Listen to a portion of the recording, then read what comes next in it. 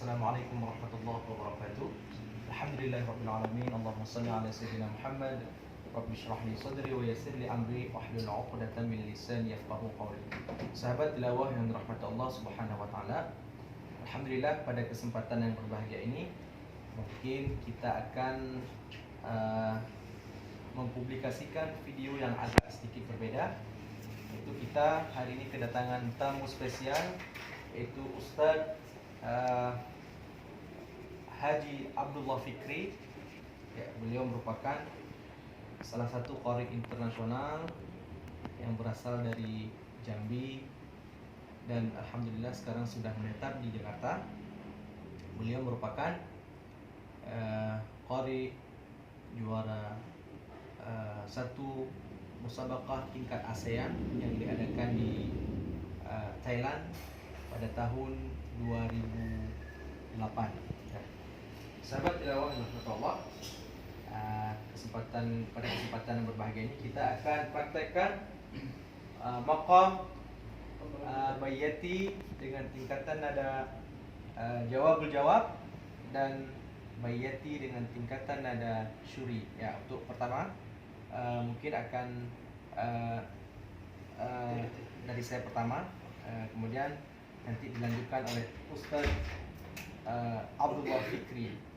Ya, baiklah sahabat tilawah, kita akan melihat surah Al-Isra, yaitu surah yang sering kita baca pada ayat 9. Ya, langsung saja. Perhatikan tanda panah. A'udzu billahi minasyaitonir rajim. Bismillahirrahmanirrahim.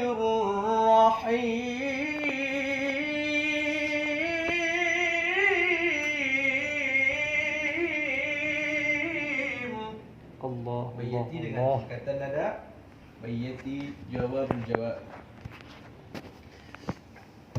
Inna hadzal Qur'ana yahdi lillati hiya aqwam wa yubashshirul mu'minin. Ya, sahabat tilawah, sekarang kita dengarkan dari Ustadz Abdullah Fikri.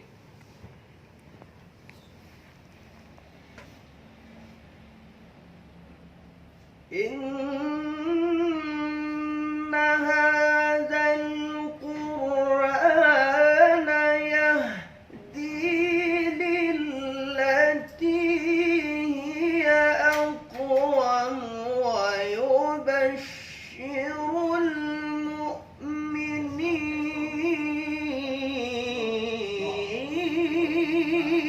Masya Allah. Sekarang kita lanjutkan bayyati dengan tingkatan nada bayyati syuri.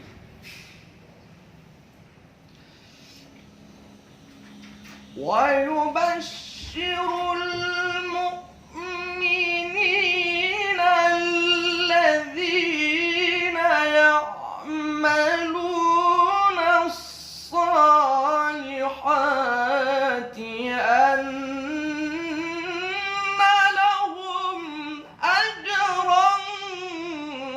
kabira. Ya, kita lanjutkan. Ustadz Abdullah Fikri membawakan bayyati dengan tingkatan nada syuri. Wa yubashshirul mu'minin